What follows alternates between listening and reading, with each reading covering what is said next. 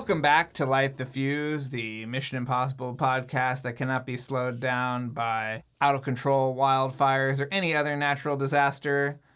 This is the one and only Mission Impossible podcast that really you should care about. So what did somebody say? It's the only essential Mission Impossible podcast? Yeah, you've brought this up before. I think it was Jeremy Dillon in our talk with him. He's the one who said that. Okay. But he's also a sponsor of our podcast, so I feel like he's a little biased. So I shouldn't take Jeremy Dillon seriously at all is what you're trying to say. When it comes to opinions. Well, when he says we're the only essential podcast, maybe don't take him so seriously. I mean, look, the Mission Impossible fandom is exploding right now. We've got lots of people out there. There's a new podcast called Mission Impotable where they go through all the old TV show episodes. That's kind of fun. And then there's not that fun, but yeah, I get it. I mean, I know you're not a huge fan of the old show, but hey, look, I think the old show's great. And it's exciting for some people. Maybe they'll want to listen along with them while they go through all the old episodes. Well, speaking of the old show, we talked about the new box set on the show yet? Yeah. The Mission Impossible TV series is coming to Blu-ray. It's like I think it's only the original show from the 60s and 70s. It's not the 80s show, but it's 171 episodes and 46 discs. Yeah, it's on sale actually on Amazon right now for only $106. So if you are at all interested, you should probably jump on that because that seems like a fair price for 47 discs. What's the release date? I believe it's November. This is going to be a big Christmas item, Charles, for people. Oh, yeah. Hey, I'd take this for Christmas for sure. Yeah, November 17th. So I feel like a lot of people are going to get this in their stocking. You know what I mean? Well, that's the other thing that was so we posted on our social media, but the box art is so cool. Yes. You got like Barney's doing this really cool kind of James Bond like pose on the front cover, and it looks like, and then on the back is Peter Graves. Is Phelps. Yeah, I'm excited. I put in for a review copy, so we'll see if that comes through, and then we can talk about it on the show. And then I'll steal it from you because I like the show better than you. Yes, as soon as I am done with it, you will come and take it from me in the middle of the night. That's fine with me. There was something else I wanted to bring up too that someone from Collider did in interviews. You work over at Collider, right? So who was it? I do work at Collider. Yeah, when Liz said she was going to go talk to Maggie Q, I said, "Can you ask her about this?" And she did. And so now we have confirmation that she was invited back for 4 and 5, which is pretty nuts. It's really cool. I mean, I would have been obviously she said she couldn't do it because of the TV show. I assume that was Nikita, but imagine Maggie Q where she would fit. I mean, here's the sad thing that makes me feel like I'm glad she's not in Ghost Protocol is that would we have not gotten Carter? Would we have not had Paula Patton if Maggie Q came back? Ooh, I hope that they would have both been in there, but maybe not, Charles. Maybe not. Yeah. And we're very thankful for Paula Patton. We love that performance and that character. So yeah. And I know that McQuarrie has talked before about he wanted to make Rogue Nation kind of like a culmination at the time of them all. So he was trying to bring people back. So I don't think there's like a 1-to-1 of someone she would have replaced in Rogue Nation. I think McQuarrie would have fit her in her character somehow. And unfortunately, the other thing that came out of the interview is Maggie Q says she's not going to be in 7 and 8. So it sounds like she said that they're all casted up and they're done and she's not going to be a part of it, which is a bummer. I was really hoping that maybe Paula Patton or Maggie Q would show up in 8, even though they haven't been announced for 7. But it sounds like that's not going to happen. Yeah. I mean, there is still time. Things change. Plans. If any franchise knows how things can change, it's Mission Impossible. But yeah, it doesn't sound like she'll be back. Sadly. Yeah. Whatever. She lives on in our hearts. But hey, we can hold out for the CBS All Access show. Yes, she'll be back in our CBS All Access show. But now I feel like the whole our kind of situation comedy set in the IMF office is maybe a little played out with stuff like Star Trek Lower Decks. Oh, yeah. And so now I think we got to go back to the drawing board, but we'll come up with a new idea soon. I think we should let's just Zen and Carter, they lead an IMF team, and it's just let's say, just to keep the quality up, like an 8-episode season. A limited series. Oh, yeah, we could do a limited series. It doesn't even have to have multiple seasons, just a limited series of Zen and Carter leading an IMF team. Although I kind of like it, like every episode is a different adventure, not like a serial. It would be more like an anthology. Yeah, that's what I'd. What be if it's into. an all-female IMF team? Yeah, I'd be into that. Yeah. All right, also, the thing is that you could nowadays, if you did like a series like that, you could have if it was an anthology, you could have different teams in different episodes. Oh my God. I love that idea. Yeah. You could even have different time periods. Oh, Think about that, Charles. you just shot an arrow through my heart. Do one in the 60s, one in the 70s. We go back to the 80s. You can use the 80s theme in that episode. Think about it. Oh, the my 80s one is set entirely in fucking Australia. Yes, we're going to shoot one that's just like the 80s show, and everybody's Australian trying to pretend to be in San Francisco. Right.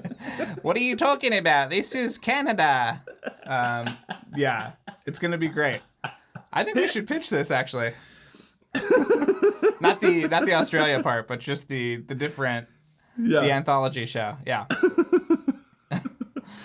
Well, so today we've got Riccardo Bacigalupo. Did I pronounce his name right? I think I did. We That's have great, him clarify Charles. the pronunciation. Yeah, that's awesome. We have him on the show. He was the assistant editor for Eddie Hamilton, so he's got a lot of fun stuff to talk about the process of editing Fallout. And do you have some sponsors you want to mention? I do. I want to say that this episode is brought to you by Jeremy Dillon, and that you should check out his podcast, My Favorite Album, which you and I were just on again, Charles, but the episode hasn't come out yet. But Yes. Spoiler alert, we're going to be on there. And, every week, Jeremy interviews a different musician, songwriter, actor, filmmaker about the music they love and how it's influenced them. Although I think he's kind of expanded that a little bit during quarantine. And they're like you and I talked about the James Bond movies versus the Mission Impossible movies. So he's had people like Bob Odenkirk and David Cross. And who else? You were just looking, Charles. Brian Koppelman. Brian Koppelman, Chris Hewitt from Empire, our mortal enemies over there. So you should definitely check that out. And this episode is also brought to you by John B. And I also want to let everybody know that this episode is brought to you by Real Estate Interests LLC. Okay, and this is a company that does commercial real estate for growing companies, but they help companies save and strategize too. So if you're a company, you're looking for real estate or just want to know more about the business, please check them out. And they're awesome, and all these people really help out the podcast, so please give them a look. And we will be back after this podcast to wrap things up. And so please enjoy Kevin Blumenfeld's criminally similar music.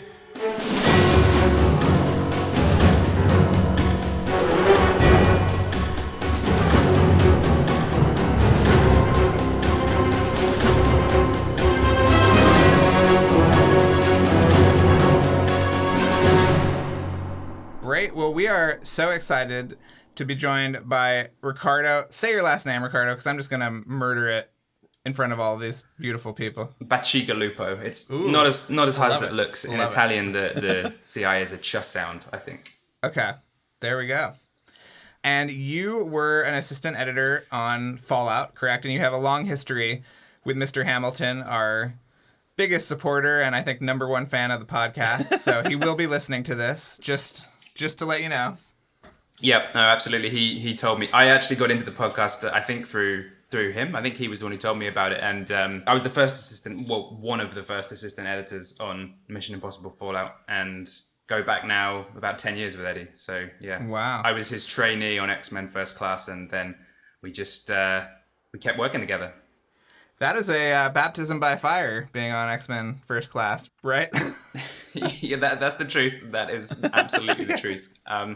Yeah, I mean, I wasn't really prepared to a certain extent. I mean, I was prepared as much as you can be walking onto a $160 million Hollywood feature as your first film. I'd done a lot of reading and prep and training and listening to a lot of podcasts and audio interviews with people to try and understand what working in the film industry was about, but nothing prepares you for actually just being on a Hollywood film, because you can't learn that in a film school. You can't learn that in any kind of course or book. You can only get an idea what it is like, and then you're actually doing it is like the scale, just the scale, the number of pieces moving, the number of cogs in the system, and just like the cost of every shoot day. Like, even if you have an awareness of it, just to see it happening is just pretty cool.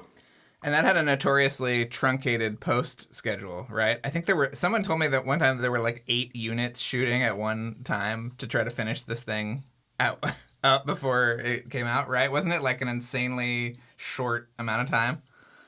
Yeah, I believe so. I've learned about a lot of that from listening to Eddie and listening to people talk as well. Because I was the trainee on that film, and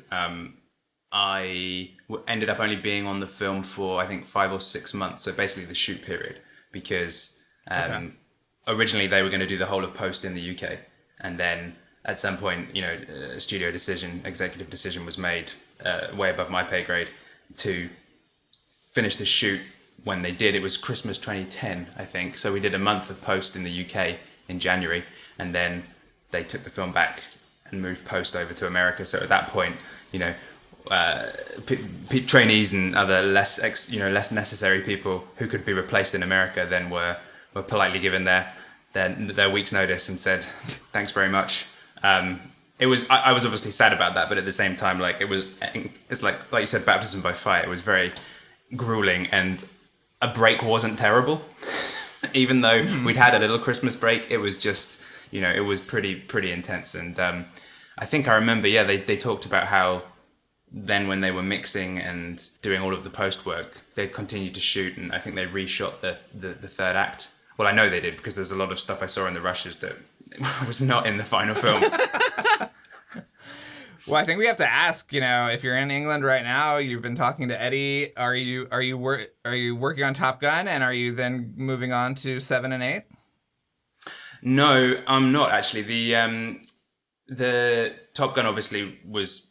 I think they were always planning to do that in America. So when we finished on Fallout, then Eddie was transitioning into Top Gun at the tail end of Fallout, and myself and Tom were feverishly finishing off the deliverables for the movie and trying to get everything done for the studio requirements. If you want more detail at any point about any of this stuff, just say. The audience, I'm sure, is quite sort of knowledgeable in the way of film based on who probably listens to it. But studio deliverables are obviously the stuff that we have to do in the cutting room for the studio, so that they can archive the film and be able to log all their assets and reuse stuff if they want to on other projects in the future, as well as just to be able to look up anything from the film that we did easily without having to dip into an Avid and bring in an assistant editor or some such thing. They can use the code book in FileMaker to do that. I try not to go too nerdy about it though, because it's very post specific.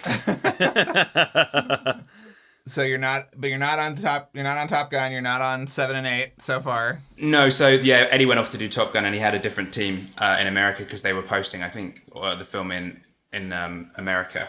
And to be honest, after Fallout, I needed a break. To have gone from Fallout straight into that would have been pretty crazy. And because previously to that, I did a Netflix film which took me to 3 countries around the world. That rolled into Kingsman, The Golden Circle, with Eddie as well, and that didn't have a massive break between it. And then I rolled straight from Kingsman into Mission Impossible Fallout, again with only originally I was only going to have a little break, and then of course Tom broke his ankle with that stunt. So just as I was about to join the film, then the production shut down. So I ended up getting, I think, 6 weeks between Kingsman and Fallout, which actually was quite a nice little break before shooting started resuming. So my baptism into Mission Impossible filmmaking was, a brief break when I came on and there was no shooting, and then day 87, I think it was Norway, 3 days of Norway, and a lot of the footage they shot for the finale where Tom and Henry are hanging off the cliff. So it was like, hey, the Mission Impossible, one of the biggest moments of the film within the first few days. How many days total did they shoot on Fallout? I think we did 140 in total. It wasn't consecutive, though. It wasn't continuous. We had, I think, about 86 days from April 2017 through to whenever Tom broke his ankle, which I think was around August 2017. And then there was the hiatus period, which Eddie talked about as something of a blessing, actually, wasn't it? Because it gave them that time to edit the film and really focus in on those first 80 plus days of footage that they'd shot. So how long was the movie at that point? Like when they were able to assemble what they had when he broke his ankle? Like how much of the movie did they have done? I'm trying to remember, because they had enough to fill, I think, they had a good few reels filled. I'm trying to remember exactly how many it was at that point. This is a long time ago in my memory. Was it mostly the beginning of the movie? So they'd shot all of Paris by that point. So that was reel 4. So that was a good chunk of the middle of the film, which was the bike chase and the car chase. So they'd also shot the whole stuff with Lark in the bathroom fight. That was all done in it, and that had been cut pretty similarly to. I don't think it changed that much, if I can remember. I remember watching that, like, again, first few days in the film, just getting up to speed with the film and just watching that fight in the bathroom over and over again. Just was like, this is such an insane action sequence compared to the extravagance of Paris and all of the bike stuff, but the brutality and kind of intensity of that bathroom fight just really hit home. There's something about watching people, stuntmen, and Tom and Henry, and the effort they went to, and just how real it felt and seemed. And even with Eddie's amazing sound design in the offline, it really packed a punch. And I just watched it over and over again. I just couldn't stop watching it. I was like, this is awesome. Speaking of packing the punch, I think this is an important question that has to be asked. The Henry Cavill fist reload thing, did he do that in every take? I mean, was that just a thing that he did once off? It was a one-off that was just like this kind. I mean, I assume nobody expected it to blow up like it did, and it became a meme and everything. But was that something that he did in every take, or was it just one take where he kind of did that fist reloading his fists? Right, the bicep reload, yeah, which they used in the trailer to great effect, with the sound effect on the action as well. Yeah, no, that was a great moment. I honestly can't remember if he did it in every take, because, to be honest, like, they'd shot like 86 days of dailies by that point. So just due to circumstance, I wasn't on the film from the start when they were in Paris, because we were still finishing Kingsman: The Golden Circle, because, as you've heard from other people, the VFX can take some time to get to that proper cinematic level that everyone's happy with. So Kingsman had kept going a little longer than we'd expected it to when we were finishing it off. And so we actually had to split the cutting room team. So I can't remember, did Eddie talk about this at all when he was editing? I don't think he did. There was a small window of time where he was like editing across the two films, basically. So he was finishing and finalizing Kingsman, and he was, I think, doing that sort of 5 days a week. And then he was dealing with the Paris footage on the weekends, I think, if I remember right. And then as one film started to slow down editorially and the other film picked up editorially, that transition flipped. So then Kingsman became, fewer days in the week. Mission picked up, and then eventually he shifted from one over to the other full time. But in the background, of course, all of us assistants had to manage two films. So we literally just split the team, and my co-first, Tom Coop, who I worked with a number of times, we trust each other implicitly, and we know each other very well. So he left Kingsman to prep Mission and get that started and start in Paris with all the footage they were shooting there. And then I continued on with Kingsman. And then we just staggered the rest of the team, moving over from one film to the other, basically. Every X amount of weeks we did that. And, we had a great conversation with the post supervisor, Susan Novick, who did Rogue Nation as well. So she'd worked with Eddie before, and she'd worked with McHugh a number of times, I think, up at this point. So we just slowly transitioned the team over, but I ended up not finishing on Kingsman until August of 2017. So by that point, they'd shot, almost 90 days of footage, and I never had time to watch and go through that and get up to speed. So in a long-winded way of answering your question, I have no idea whether Henry Cavill did multiple fist pumps or not, because I wasn't the one dealing with the dailies. Doesn't he grow a pocket too during that shot? Or your pocket disappears or something? It's just because of the resolution of the GIF. People thought that was, it's just because of the low resolution of as he gets closer to the camera, then this thing the pocket appears, but it was there the whole time. If you watch the actual movie, I don't know what Henry Cavill's arms are capable of. That's all I'm saying. I was going to say that would be an interest, like a random use of VFX time, I guess, to include or add a pocket depending on what was required. But you never know. If Simon Pegg can forget his gloves and it cost them $200,000 in VFX work, who knows what will happen. Yeah, and then the whole mustache thing as well, with that film and Justice League at the same time. So if they've got the time and the money, they can do it. Yeah, right. Well, do you want to just briefly, we probably should have done this at the start of the show, but talk about sort of what your responsibilities are as an assistant editor and sort of how that all plays out in something like Mission Impossible? Yeah, sure. so much of your assistant editor responsibility is also dictated by the editor that you're working with. And so what I'm going to say now is in no way reflective of other feature film first assistants. It's very much about how I have developed working with Eddie, and how Tom Coop has come into that family and also become part of the team. And then Chris Frith, he worked on 2 films. So Eddie likes to work, I think, with the same people, because you can get a rhythm and you can get a system going and a shorthand. I think it's the same process for directors working with editors over and over again. It's the same same system when an editor will work with maybe 1, 2, or 3 key assistants as well, depending on their schedules and how they are available. So as a first assistant, then I'm basically responsible for running the cutting room on a daily basis, and that'll be true of most films. But obviously on a film like Mission Impossible or Kingsman, there's a lot of us in the team. There's myself and Tom, who are the 2 co-firsts, and we split the day between us so that we can actually keep the cutting room open as long as possible. So we'd start at about 7 in the morning. That's when Tom Coop would come in, and we'd finish probably, if we were lucky, we'd be finishing between 7 and 8 and leaving then. And often I'd be working through till maybe 10, 11 o'clock in the evening, because of the amount of work we had to do, the requirements, and just the nature of that level of filmmaking, because there's so many departments who are on and requiring things, and the cutting room is such a hub of all that information once shoot has finished, that we're constantly having stuff coming in from Filmograph with versions of that amazing title sequence they did. So that has to come in, it's got to be ingested, it's got to be prepped, put into the sequence, prepared for Eddie how he likes it, so that he can look at it, also have it ready for McHugh, or if Tom Cruise needs to see it, needs to be sent to him. That doesn't always happen from the vendor. Normally everything will come into the cutting room, and we will then distribute out on the relevant platforms to the right people.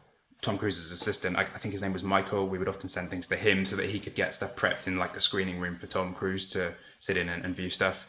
And what else is there then? Yeah, sound and music, all these things are happening. So that's why we needed 2 first assistants. And then we had 2 second assistants as well, which was a guy called Chris Frith and a guy called Ryan Axe, both of whom worked on Kingsman as well. And so they're very much responsible for, during the shoot, they'll be looking after the dailies and preparing all those for Eddie the way he likes things to be prepared. And obviously that's different for every editor. Eddie has a very specific way that he likes his rushes to be organized and prepped and prepared for him, and he's very detail orientated. So there's a lot of prep work to do to get stuff ready for him. He has a thing called line strings as well, which is where we will basically create a timeline of any dialogue scene. Every line of the movie is put on a timeline, and all of the different coverage is backed up one after the other. So he can literally at any point just find the same line and see that line delivery on every single take of footage, the wides, the mediums, the close-ups. And you can do that with a process in the Avid called Script Sync, where you import the script into the software and you can link takes to it and then click on the image and it will jump to that point. But Eddie prefers to work in sequences on the timeline. So we would prepare those manually for him, which is quite a time-consuming process. So basically, everybody and anyone would help with those, because sometimes they were mammoth dialogue scenes and they took a long time to do, specifically like the one when they're in the bunker just before the shootout where Hunley's killed.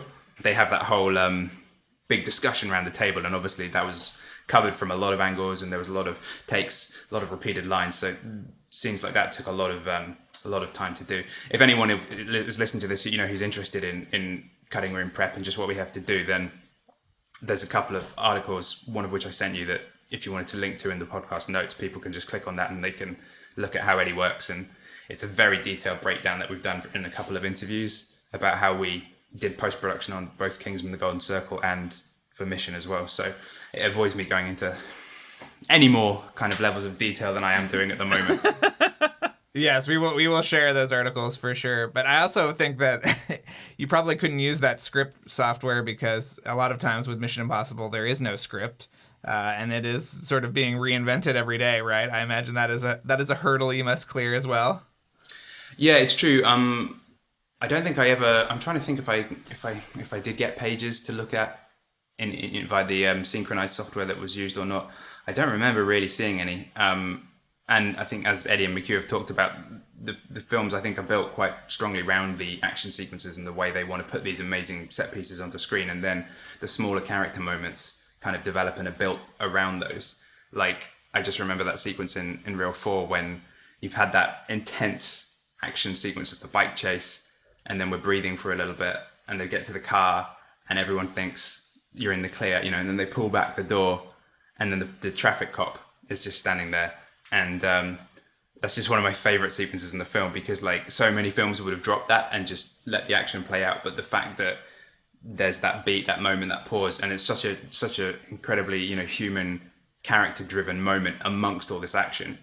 And it really shows you who Ethan is as well as a character, the way he wasn't prepared to let that person die, that woman, you know, he saves her and he kills all of the henchmen of Zola, and gets some grudging mutual respect from Walker's character as well, with that little nod that he does when he sees how quick Ethan is on the draw to take out 4 guys at one time. So just, yeah, moments like that, just like, it's what makes the franchise so good, I think, and why there are now going to be 8 films, because they just blend that stuff so well. Yeah. Was there anything that you cut that you miss? I mean, did you do any of the stuff, like, you know, there's that scene after they parachute into the kind of disco that they cut. That's a little bit of that on the Blu-ray, but was there anything else that you cut that you wish was still in the movie? I'm trying just dive into the memory banks and see what else I can remember. Go into your memory warehouse, pull something out. Yeah, my little Sherlock. What does Sherlock call it? His memory palace. Yeah. Yes. Yeah, that whole section in the Grand Palais was cool, actually, with the fulcrum kind of stunt, or the pendulum stunt that they were going to do. But I totally understand why it got cut, because it wasn't essential for the story and moving forward. And given that that's followed so quickly by the fight with Lark in the bathroom, then it wasn't needed. And I think the VFX costs were pretty high as well, because of so much of it had to be done, I think, on green screen or blue screen, because of the fact that they couldn't film in the Grand Palais for that long. Again, this was all happening before I joined the film, so I'm not 100% sure on all of the specifics and the details of it. I mean, there was a lot of back and forthing on the kiss with Ilsa in the section before they go to Kashmir. There you go. I'm remembering it. I was going to say New Zealand because they shot it in New Zealand, but it was doubling for Kashmir. Do you remember the conversations that were around, like the kiss, and you know why? Because I mean, I think it's so unique. We've talked about this in the show before, that Ethan and Ilsa, it's this really amazing, effective romance over 2 movies where there has not been a single kiss between these 2 characters, which is kind of insane. Yeah. And you know, they had a kiss in the sequence, and can you talk about what those conversations were like and why they decided to cut it? I'm trying to think back to what we heard. I mean, this is the interesting thing as well, that if it's probably useful to hear and interesting to hear, in the sense that kind of stuff, you know, that happens between Eddie and Chris, and that's happening behind the editing door, which gets closed, and those guys are focused and working away. And we find out about that when we find out there's 2 versions of that reel that need to be prepped and turned over in relation to screenings when we're prepping everything ready. And I'm sure we had conversations with it about Eddie, but it was just a back and forth thing. Do they need to be kissing? You know, I think it was to do with just that romantic subplot. Does it need to go that far? Is it mutual respect as professional assassins, or not assassins, but professional operatives, versus the tension that clearly has just been bubbling away there for 2 movies now, and the 2 of them are just fantastic on screen as well as those characters. I feel like the franchise was amazing when the 4th one came back, but then when they brought the Ilsa character in 5, it just got this whole new kind of burst of fresh air. For me, I'm preempting one of your questions here, but for me, the 5th one is my favorite for that reason, because I didn't work on it, so I got to experience it as a fan, and I remember I was just blown away by that film, because it had the perfect balance of tone and comedy, and, you know, tension and drama and stunts and spectacle and character and everything. And I just thought when they brought Ilsa into that film, you know, I was just like, this can keep going. This can just keep going. The 2 of them just spar off each other so well as characters. Right. That there's so much room to play with that. Yeah. Well, I think we've heard from McQuarrie that he tests the shit out of these movies. You know, he shows them a lot and gets feedback. And so how being, in the editing room, how important is that feedback to what you guys do? In terms of so in terms of the story In terms feedback. of adjusting or finessing or whatever after these screenings. Yeah, again, I think that's what's, I guess, in some ways interesting if there are any assistant editors or people working in post-production who are just interested in how these films can work. Certainly working with Eddie, like, he handles the story and the the creative side of the film completely. Like, he's just an incredible storyteller, and B, he's just super fast on the Avid. Like, he's insanely capable with the software. Like, I've learned so much about how to use the Avid from just, talking to him, watching him work occasionally, and just looking at his reels, because that's the one of the cool things about working on these projects is that you've got the opportunity to look at a master editor's reels and how he does what he does on the timeline. But in terms of the creative stuff, there's just so much going on that certainly for me as a first, when my role is running the cutting room and working with the post supervisor and managing the team, delegating the work, talking with the VFX editorial team, talking with the VFX production team, receiving marketing requests from the studio about footage. There's just so much workflow stuff going on. I'm not hugely involved in the creative decisions. That's not every cutting room, but that's the way that we worked. And that's a really effective system that we established over 5 to 10 years of working, basically, pretty much from Kick-Ass 2 through to now. Then part of the reason Eddie, I think, kept hiring me and I enjoyed working with him, because as much as I'm a fan of editing creatively, I'm also, I like technology. I'm interested in technology and all of that side of the process and the two things and how they interact and work together. And I think having someone in his cutting room who was capable in that way meant that he could trust me, and then as the team got bigger, he could trust us to just be this backbone and this skeleton of workflow and infrastructure, so that he could completely focus 100% on the story and always be just thinking about that, knowing that everything else was always sorted and that the files would always be there and nothing would ever be offline, and there'd be no problems for him, when McHugh walks in and everything's just ready to go. Well, this is also one of the only really big movies that is still shooting primarily on film. Does that, how does that sort of factor into the workflow and you guys getting everything ready? It certainly complicates it, just because of the article. Will go into this in more detail if people wanted to look at it, but with the film industry certainly transitioning into primarily digital-based filmmaking now, apart from certain people and certain franchises, like you said, then the number of places that can process film, as far as I'm aware, in the 10 years that I've been doing this, has reduced. And so you're limited where you can go to do this stuff. So there was a lot of filmmaking and workflow discussion about how do we, when they're shooting in New Zealand, how do we process that film? How do we deal with that film? And do we try and find somewhere on that side of the world that can do it? And then do they have to learn the workflow and, have to talk to, I think it was Cinelab and Pinewood between them who dealt with all of the film. And, basically logistically, what do we do to deal with that? And then what we ended up doing was shipping the film back to the UK to have it processed here, because it made more sense in the end to just keep the workflow the same and take a little bit of a hit in terms of delay and time to get everything processed and keep the workflow the same and running through the same people, than trying to, in the middle of, this giant franchise film workflow, change it up. Mm-hmm. So it does provide a lot of challenges, and you just have to, this is just where the time to talk it through, the time to prep, and having a really experienced post supervisor like Susan just pays dividends, because you don't have the time to get it wrong. And so you just really got to get it right the first time. And that's where experience comes in. Was there something that I think there was a scene I remember hearing about that they had to reshoot because the shots were out of focus?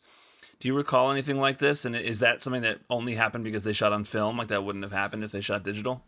I think it could still have happened shooting digitally, because it's possible for any equipment to malfunction.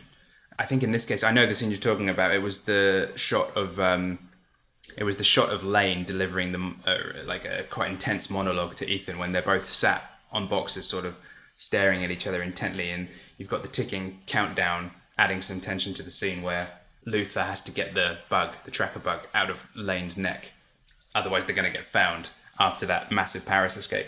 And yeah, there was a sequence that they were shooting where the camera was basically just slowly creeping in on on Lane's face whilst he's delivering this piece. I think they ended up having to do it 3 or 4 times because of an issue with focus that took a while to identify. And the problem ended up being there was a malfunction in the camera, I think, and it had to go back to Kodak, who then were able to work out what the problem was and then send out a new camera body, because the focus puller was 100% sure he was nailing it and getting it right with his equipment. But something wasn't adding up. So obviously, literally the film brain trust came together in production, post-production, camera. Everybody just was like, okay, we've got to work out what's going on here, because there's only so many times we can ask Sean Harris to do this really intense sequence with a really big monologue. It was a lot of dialogue, and he was nailing it. But from what I remember, it's an intense moment for his character, and I would think it would be quite emotionally draining to get kind of into that state when you're delivering such a key kind of part of his agenda in the film and kind of his modus operandi for who his character is. And so they eventually figured out what the problem was. But I know exactly what you're talking about, because ironically I was the person who in the timeline, just so we had everything for whenever. This is just something that we do in the cutting room. I'm sure other teams do it as well. But whenever we come across problems or errors or anything to do with focus or camera damage or film damage on the shots or anything like that, we'll always put a sequence down where we've just got the bits that are the problem, so that we can always reference that and bring it up as quickly as possible, so that if a producer walks in or somebody needs to see it, no one's faffing around with dailies, no one's trying to remember the clip or the take or the file that it was in. There's a bin in a subfolder that everyone knows about. It's called, there's one for goofs and laughs and stuff, and then there's another one for errors, problems like that. So there's always a space where we will keep stuff like that. So I think I was processing that day's dailies and came across it. So talked about it with my team, flagged it with Eddie, and then immediately just put the sequence down just so we had it for reference to easily pull it up and look at. So I know exactly what you were talking about. I'm picturing that focus puller like being driven mad. He's institutionalized later. He says, no, it was in focus. And, it's just, spiraling out of control. So, I'm glad everybody figured out what it was. I think it's a critical role in the production, and I think it's must be one of the most stressful jobs to do on a film set, because to get it for when it's wrong and you see it on a giant screen and it's out of focus and it didn't get caught or whatever, or every take is like that, then I can imagine it's an incredibly stressful role to do. And I remember, I think Matthew Vaughn got asked in an interview once, like who was the most important person on the film set or something, and one of the people he name checked immediately was my focus puller, because of that reason. Yeah. He says, the guy that brings me my tea. That's my Matthew Vaughn impression.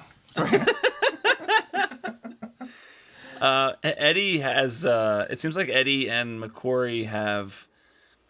They really dissect what makes the different Mission Impossible movies work. I mean, Eddie shared with us this graph that I think he had someone else on the post team make. I think it was Hannah. Hannah. Hannah compiled did that. a bunch of research for this, and it dissected all 6 Mission Impossible movies by what were the scenes of. I think it was action, the balance of action suspense, versus dialogue and suspense, and action, dialogue, and suspense. I think where it was, or like exposition, action, dialogue, something like that.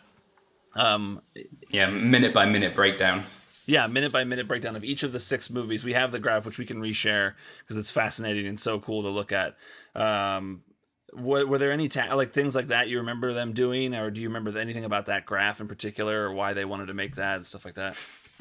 I remember it being something Hannah was constantly going back to and fitting in around just the daily workflow of getting through the dailies, and it always just being this sort of presence in her life for about I can't remember how many weeks now, but it was one of those things that because you just have to. It's because it's not the primary job of the day. You just have to steal time when she could fit it in. So if we ever walked past her workstation and it looked like she was just watching the other films, we all knew that nope, she's just doing the graph again.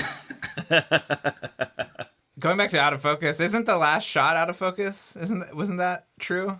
Michelle Monaghan's her speech at the end where she's telling Tom Cruise about how she loves her life. That one's out of focus too, right?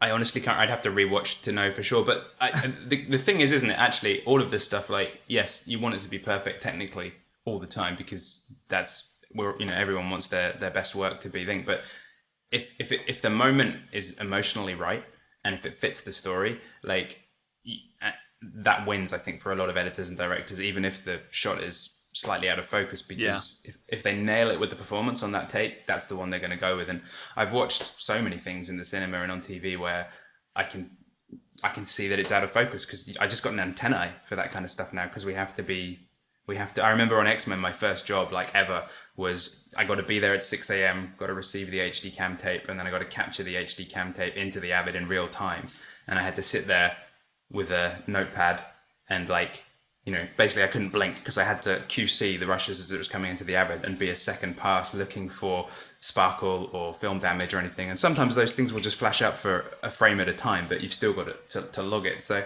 ever since that job, you just get this little antenna as an assistant editor to see anything that is an issue or could be a QC issue for the DI.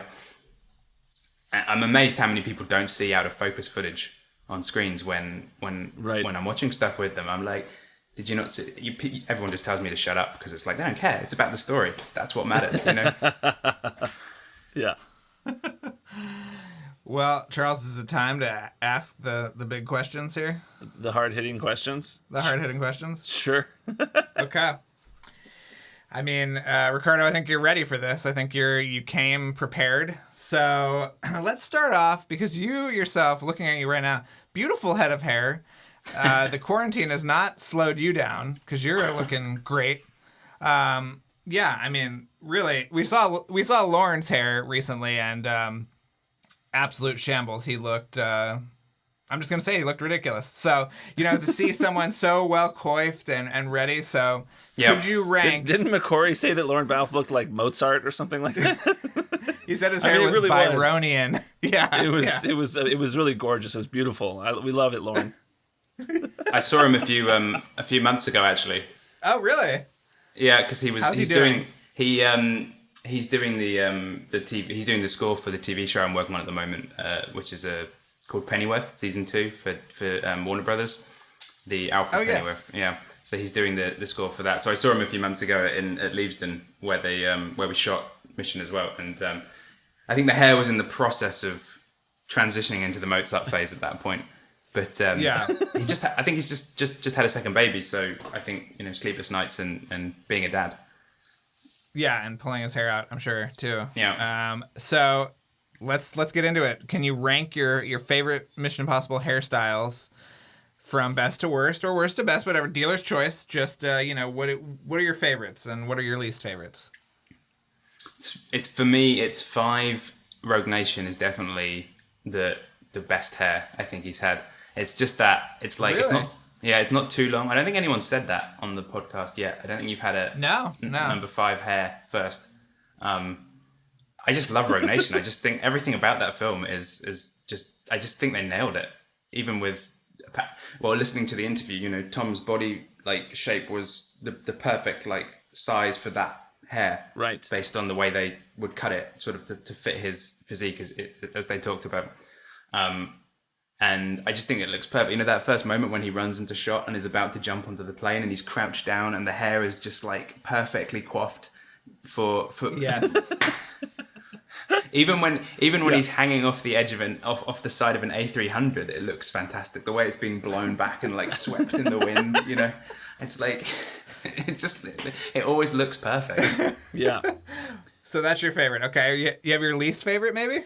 Yeah, 1 is my least favorite, the Buzzcut. Oh, come on. Okay. We love that Buzzcut. Okay. We love it. I know it's a popular one. People like it, but I'm not a fan of that kind of short haircut. As you can see from my own hair, I have it longish, and yes, it's just, I don't know. It just gives you more to play with. You can't do much with short hair like the Buzzcut. You can basically, there's only one way you can style that. Well, now I'm starting to think about what he would have looked like on the top of that train with some long hair blowing in that wind. I mean, it would have been pretty dynamic. Now I'm starting to turn, Charles. Whoa, Drew! Just take a deep breath, Drew. Jeez, come on. I feel like being trapped in a tunnel would be hazardous to the job if you were long haired. Like there must be like low hanging aerials like in the Eurotunnel. Yeah, it's dangerous. Yeah.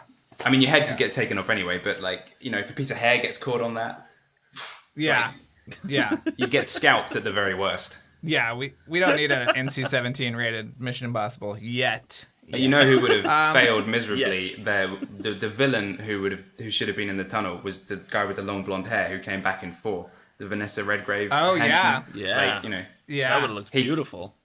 he could have had like a Dennis But it would Hopper have been kind of deadly. death in the tunnel, In like Speed. the Speed-esque. Yeah, exactly. Yeah. That would have worked.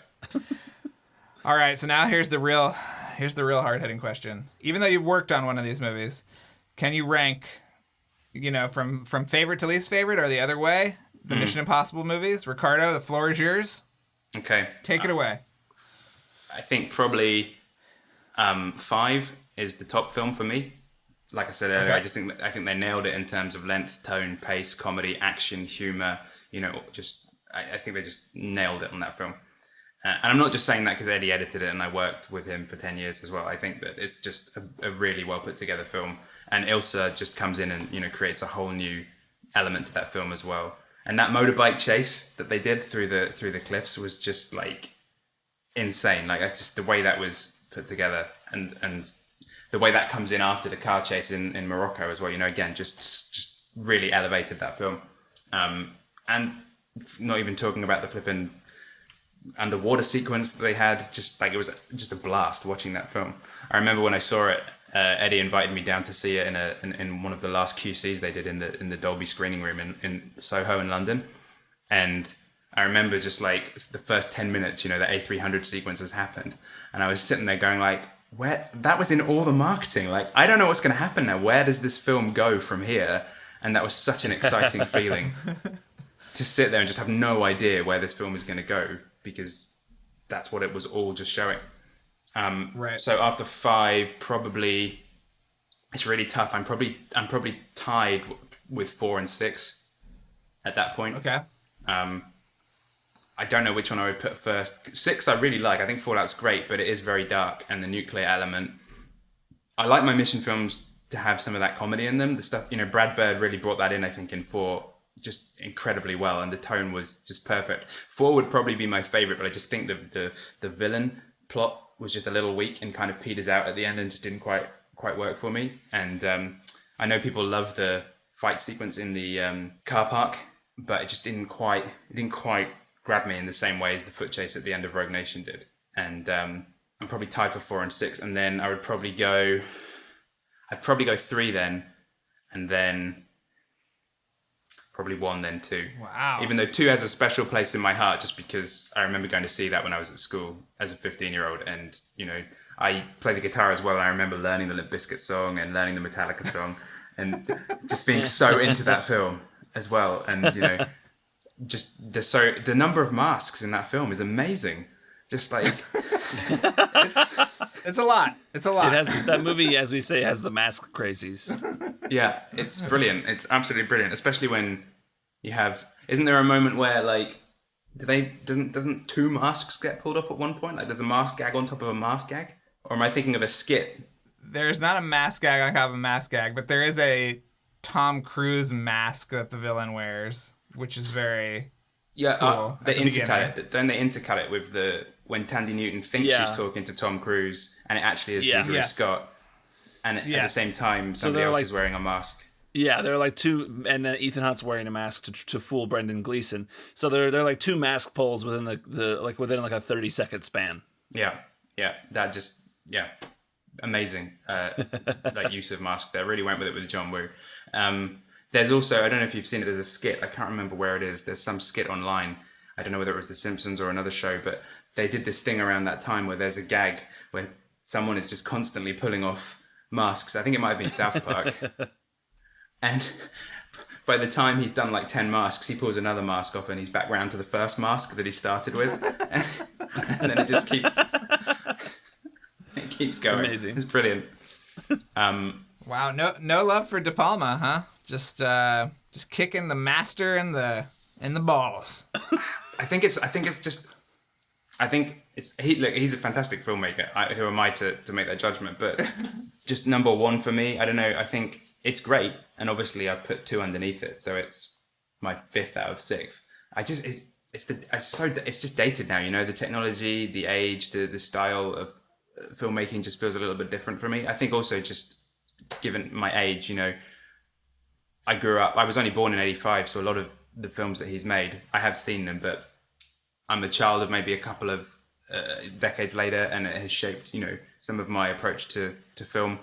Having said that, Carrie is obviously a fantastic film, and there's so many other films from that era that I've watched that obviously are masterpieces, but specifically for The Mission, yeah, I think the era from 2011 to now just really just has taken the franchise like, into the stratosphere. They just like completely nailed what the franchise is for this decade, I think. You know, that's just my perspective. Yeah. But if the box office and the number of people going to see the films and just the general chit chat when talking to people, and you know, your response, the response people have to your podcast as well, I think there's a lot of love for those films.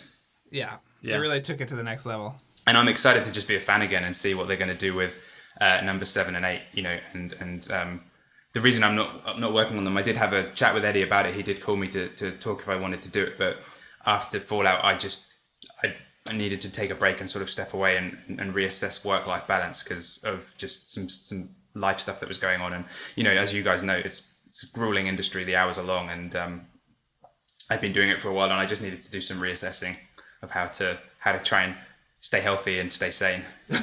It's amazing that these movies take so much that you are doing a television show as a break from these movies, because everyone knows how grueling television shows are.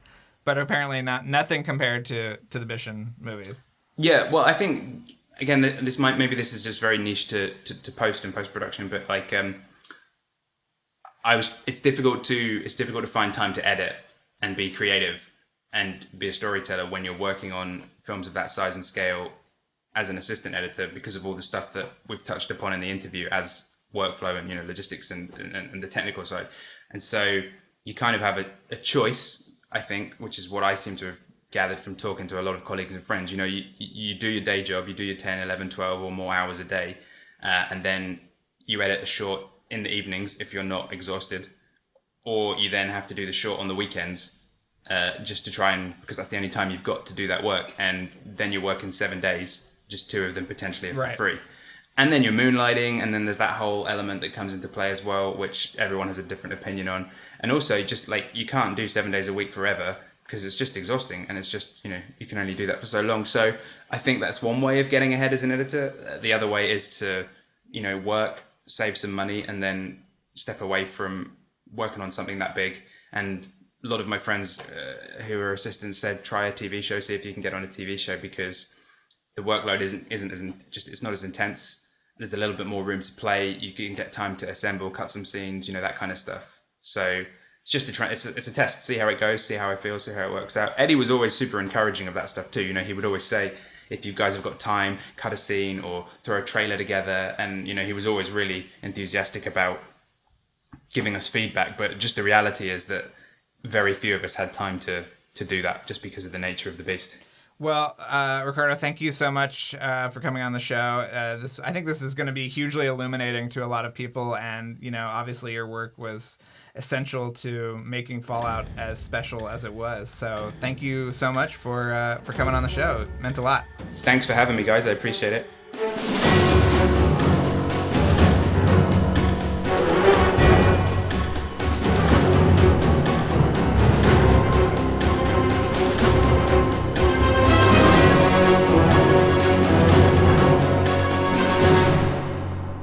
All right, Riccardo is in the bag, Charles. Yep, he's in the bag, and we will be posting the article he shared with us about Fallout's post-process, which is it's a cool article. We'll post it on our social media. It'll also be on our website. He also mentions, I think I asked a question about the graph that Eddie Hamilton shared with us, and so we'll share that again. That's a really cool graph that shows all the different action and dialogue and suspense moments of all the Mission Impossible movies, which is really cool. So we'll post that, and that's also a good time for me to remind you that we actually just are have redone our website. We've added a whole episode guide. So if you're catching up to the podcast now and you're listening to older episodes, and when we mention things on there, you can always hop over to our website and go to the episode guide and click on the episode you just listened to, and it'll have the things that we've talked about in that episode. We're in the process of updating that, and I think by now it'll be mostly done. So it's a really cool thing to check out. Even if you aren't listening to the older episodes now, just go over there and check them out. It's at LightTheFuse-podcast.com. And speaking of our website, also you can go to the merch section and get order some shirts from our TeePublic store. It's linked there, and you can see some of the items there. And also you should sign up for our Patreon, which is patreon.com/lightthefuse. I forgot something about Drew that I just came across was the, remember the HD DVD bonus feature from MI3 that we dug up? We did a Patreon episode about that, and I'd completely forgotten about that. Yeah, we should put that footage on the website somehow. Yeah, well, I don't know if we have the rights to do that. But if you wanna hear it, it's J.J. Abrams and Tom Cruise talking. It was part of an enhanced commentary that was only on the HD DVD, which obviously is an obsolete format. And so we pulled the audio from those clips, and we made a Patreon episode about that. And so we listened to the clips in that episode, and then we talk about them. And so that's a cool Patreon only feature. So you should sign up at the bonus content level at our Patreon, which again is patreon.com/lightthefuse.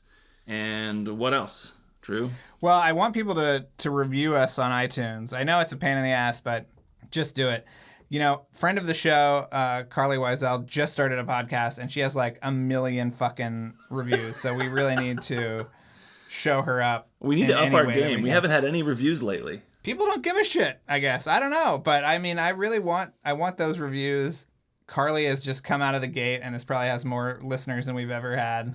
So I'm just pissed about it. But yes, so I'll be on her show at some point. I will say that, and then I will just plug the hell out of LightTheFuse. We're gonna go on her show and sabotage it. Yeah, we're gonna sabotage it. Start just pulling out wires and shit. But anyway, but please write us a review if you can. It really means a lot, or even just rate us on the app. Like, subscribe, rate, review, and tell people about us.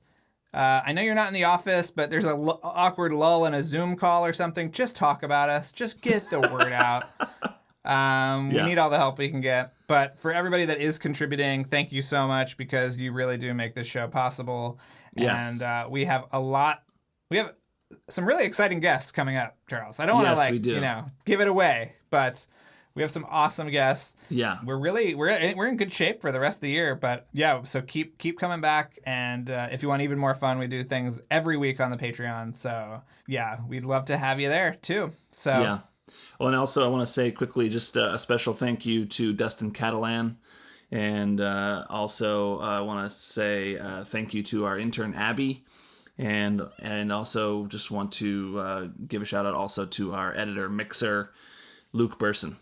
So thank you to these people. We wouldn't be able to make this show without them. And without all of you out there, thank you so much. I think that's about it for us.